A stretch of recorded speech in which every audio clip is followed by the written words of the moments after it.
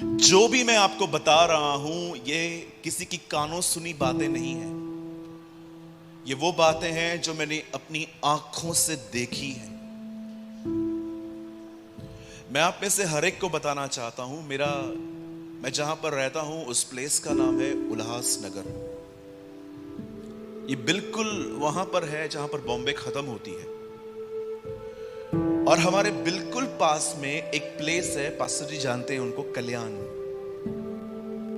अधिकतर जब local trains Punjab अलग अलग जगहों से आती है तो कल्याण स्टॉप रहता ही है। बहुत फेमस जंक्शन है ये।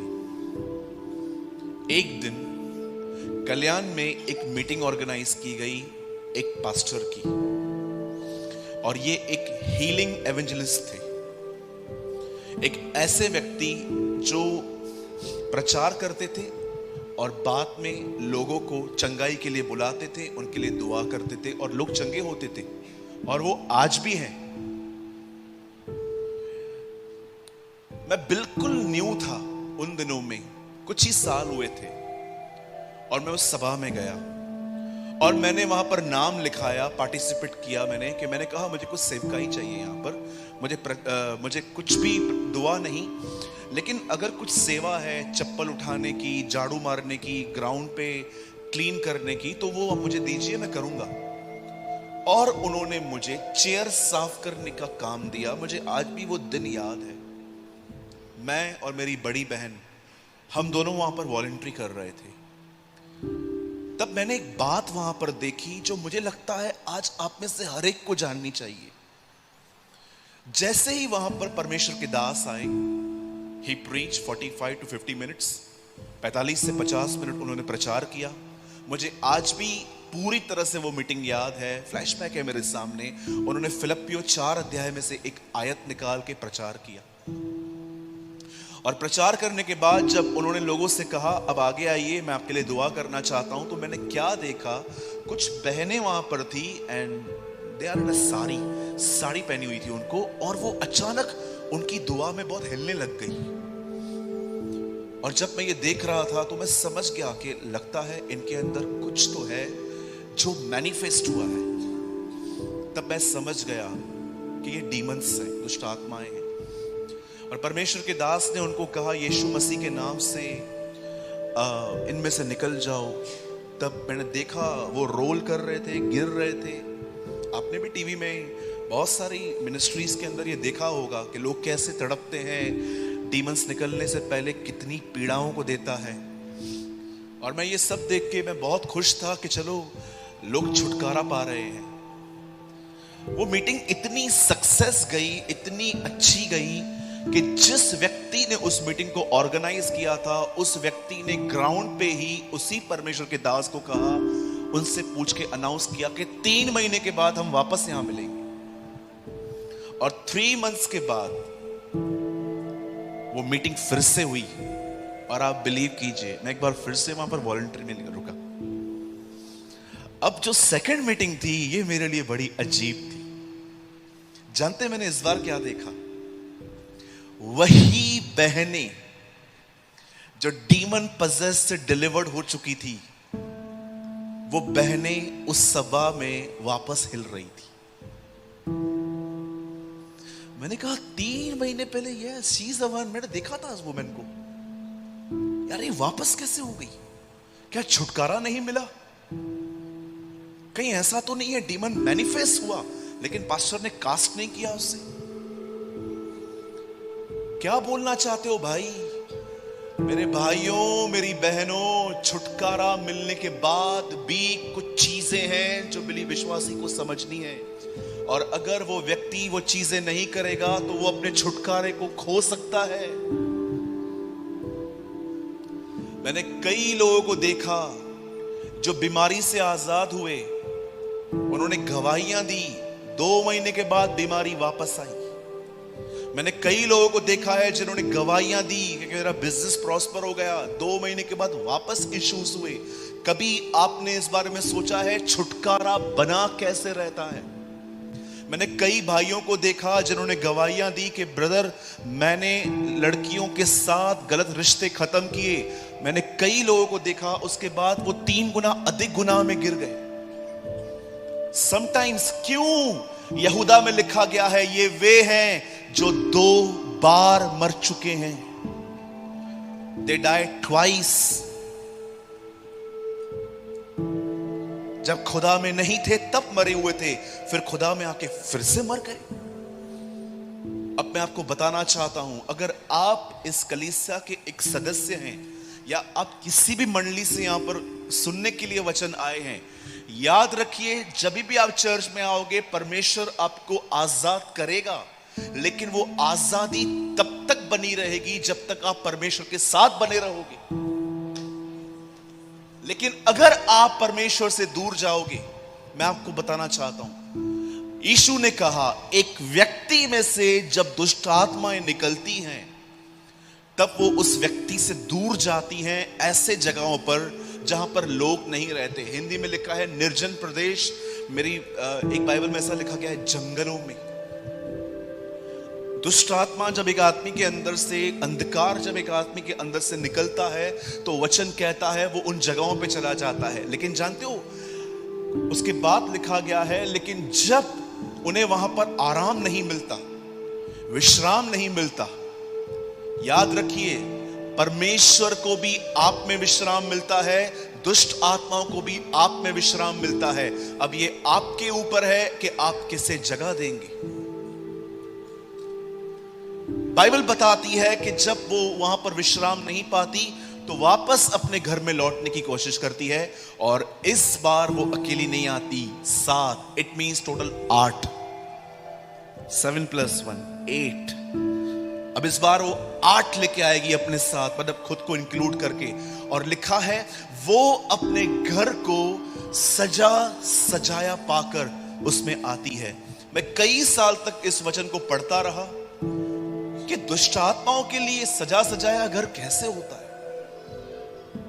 मैं कई बार जब इनवाइट किया जाता हूं कहां पर, तो मैं देखता हूं कई सारे लोग अपने घर में जब मुझे इनवाइट करते हैं, अपने घर में इतना क्लीनिंग रखते हैं वो लोग, मैं समझ जाता हूं कि मेरे आने से पहले यहां पर सफाई हुई है, बहुत चीजें को ठीक कर दिया गया, घर को सजाया गया है कि एक परमेश्वर का जन आ रहा है, हम डिसिप्लिन में सब चीजें मेंटेन करें। आप जानते हो दुष्ट आत्माओं के लिए सजाया हुआ घर क्या है? जिस घर में वचन नहीं है, जिस घर के अंदर दुआ नहीं है, जो व्यक्ति उपवास नहीं कर रहा, ये वो घर है जो शैतान के लिए सजाया है। यही कारण है मैं अपनी सभाओं का अंत कई बार इमोशनल वे में नहीं करता कि सब लोग मुझे अप्रिशिएट करके जाएं, ब्रदर प्रेमानी क्या संदेश दिया आपने, हिला दिया। I don't like these type of comments. मैं इंटरेस्टेड भी नहीं हूं ऐसे कमेंट्स में कि कोई मुझे कहे क्या प्रीचिंग थी। मैं चाहता हूं लोग जब यहां से निकलें तो उन्हें पता हो कि यहां से निकलने के बाद मुझे घर पे क्या करना है। ट्रस्ट मी, मैं हिप हिप हुर्रे वाले प्रीचिंग में बिलीव ही नहीं करता कि कोई यहां पर मुझे अप्रिशिएट करके जाए, कहे ब्रदर अनोखा प्रचार होता है हमेशा आपका। नहीं चाहिए ये सब। मैं चाहता हूं आप जब यहां से बाहर निकलें तो आपको पता होना चाहिए कि मुझे घर जाके क्या करना है। कई बार ओवर एक्साइटमेंट भी बुरी है। राजा हेरोदेस ने ओवर एक्साइटमेंट में अपनी ही, आप देखिए उसने ओवर एक्साइटमेंट में आके क्या कहा, ए लड़की क्या चाहिए? उसने कहा जॉन द बैप्टिस्ट का सर। खुद को खुद परीक्षा में डाल दिया उसने। मैं आपसे कहना चाहता हूं कितने लोग हैं यहां पर जो ये महसूस करते हैं, कई बार आपका ये अनुभव रहा है कि छुटकारा पाने के बाद भी वो बातें कुछ टाइम के बाद हम देखते हैं कि कई बार वो जीवन में नहीं रहती। आज एक कमांड देना चाहता हूं मैं आपको इस पुलपिट से, प्लीज हर दिन समय निकालें और परमेश्वर के वचन को पढ़ें। 1400 लैंग्वेजेस में बाइबल आज भी ट्रांसलेट नहीं हो पाया है। आप ब्लेस्ड हो कि आपको पंजाबी में बाइबल मिली है। आप आशीषित हो कि इतने बड़े बड़े स्क्रॉल्स आपको कैसे एक बाइंडिंग करके मिल गए हैं। चलो मैं आपको एक रहस्य बताता हूं। मैं जानता हूं ये बाइबल में नहीं है, लेकिन मैं ये बिलीव करता हूं ये हुआ है।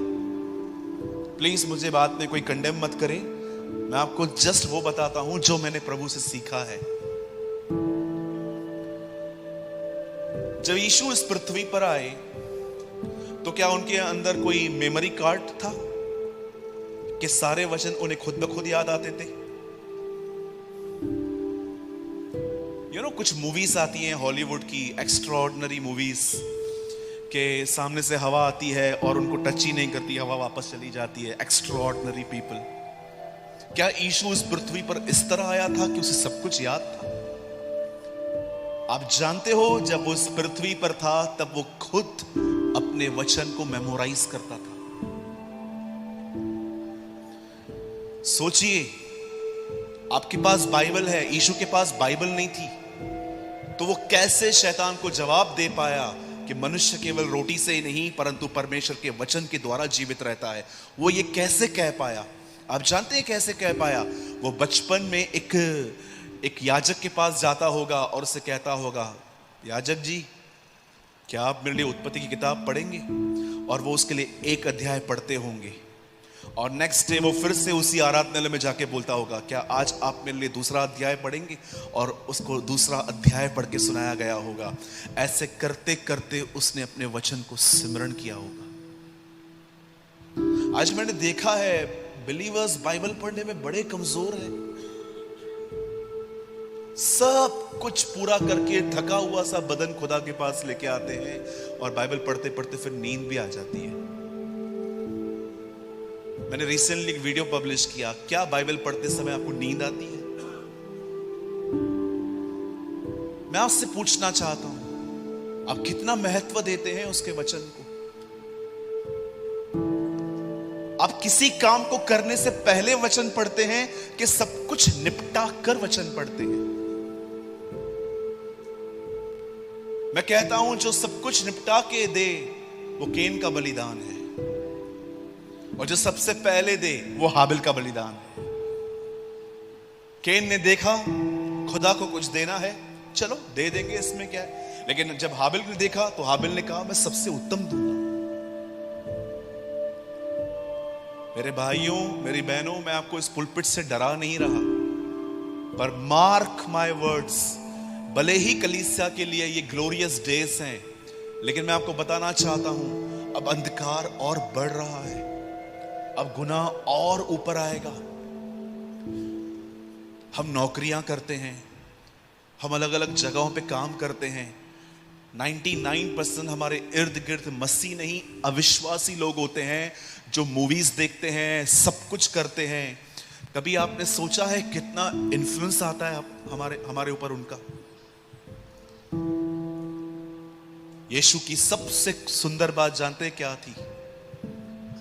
वो अविश्वासियों के बीच में तो रहा, पर उसने अविश्वासियों से कोई बात नहीं ली। उनका प्रभाव कभी उस पर नहीं आया, उसका प्रभाव उन पे आया। स्वयं को इतना वचन से भर के रखिए, इतना वचन से भर के रखिए। मुझे बहुत लोग कहते हैं, ब्रदर मुझे उल्टे सीधे सपने आते हैं, ऐसे भी सपने आते हैं जिनका कोई मुझसे वास्ता भी नहीं है। जानते हो क्यों सपने आते हैं? सपने कई बार खुदा की तरफ से भी होते हैं, मैं मानता हूं। परमेश्वर कई बार वेट करता है, आप सो जाओ तो वो आपसे बात करे सपनों के द्वारा। लेकिन कई बार जानते हो हमारे अंदर सपने क्यों आते हैं? क्योंकि सारा दिन जो हम काम करते हैं। मुझे एक बैंक के व्यक्ति मिले थे, तो उन्होंने कहा, ब्रदर मैंने सपना देखा। मैंने कहा क्या? बोला मैं 2-2 हजार के पैसे गिन रहा हूं। मैंने कहा आपका क्या जॉब है? बोला मैं वहां पर कैशियर ही हूं। तो मैंने कहा यही आएगा ना फिर तो।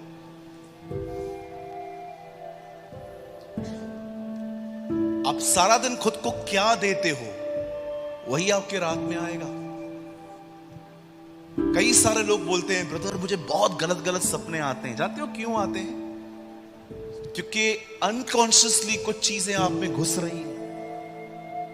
कई चीजें ऐसी होती हैं जब पता चलता है, लेकिन कई बार पता ही नहीं चलता कि कुछ चीजें हमारे अंदर जा रही हैं, घुस रही हैं, और हमें पता नहीं चलता, और ये सब कॉन्शियस में आ जाती हैं, और ये हमें ड्रीम्स में आती हैं। मेरे भाइयों, अगर कभी ड्रीम देखो कि एक लड़की के साथ आपकी शादी हो रही है, तो 10 बार कंफर्म करना। 10 लोगों से पूछना, पास्टर जी लड़की देखिए ये वाली, शादी कर रहा हूं इसके साथ, इसका अर्थ बता। इसका कोई अर्थ नहीं है। लड़कियों पे ध्यान देना बंद कर, ड्रीम्स भी बंद हो जाएंगे। और आजकल की जवान पीढ़ी को जानते हो कौन से सपने आते हैं ज्यादा? शादी के। मैंने लड़की देखी व्हाइट गाउन में, मैं ब्लैक में था, मेरी मैरिज हुई, यही लड़की है, यही लड़की है, यही लड़की है। और भाई तू 4थे माले पे रहता है, 5वें माले पे कैंसर से एक आदमी मर रहा है, वो सपने में नहीं आता है, लड़कियां आती है। उसके लिए खुदा नहीं कहता कि जा उसको सुसमाचार बता, उसे बचा बेचारे को। नो, हमारे ड्रीम्स भी कई बार हमें बताते हैं कि एक्चुअली हमारी जिंदगी कैसी है। छुटकारा मिलना बड़ा आसान है, छुटकारे में बने रहने के लिए खुदा के साथ बना रहना चाहिए। इसीलिए यूहन्ना के इंजील में 14 अध्याय में जब यीशु ने पवित्र आत्मा की बात की, जानते हो 15 में उसने क्या बात की? मुझ में बने रहो। वो बता रहा था कि पवित्र आत्मा के मिलने का सबसे मुख्य कारण है कि तुम मुझसे जुड़ पाओ, तुम मुझसे कनेक्ट हो पाओ। किससे कनेक्ट हैं आप इन दिनों में? Ask yourself.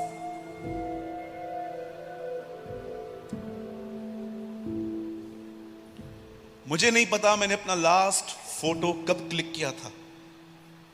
अब मोस्ट ऑफ टाइम फेसबुक पे जो मेरे फोटोज देखोगे वो मैंने कभी क्लिक नहीं किए थे। मेरे पास इन फालतू बातों के लिए इतना टाइम ही नहीं है। लेकिन आज देखिए कई सारे जो लोग हैं, they don't have a time for God's word, लेकिन आप फोटोज निकाल के उनको कहिए। ओ, हमारे कलीसिया में एक बहन ने कहा, बहन भाई मेरे पास 5000 फोटोज हैं मेरे। मैंने कहा होंगे, काम धंधा नहीं है ना अभी, तो यही होगा, लॉकडाउन है, काम बंद है आपका, तो आप यही करोगे और क्या करोगे।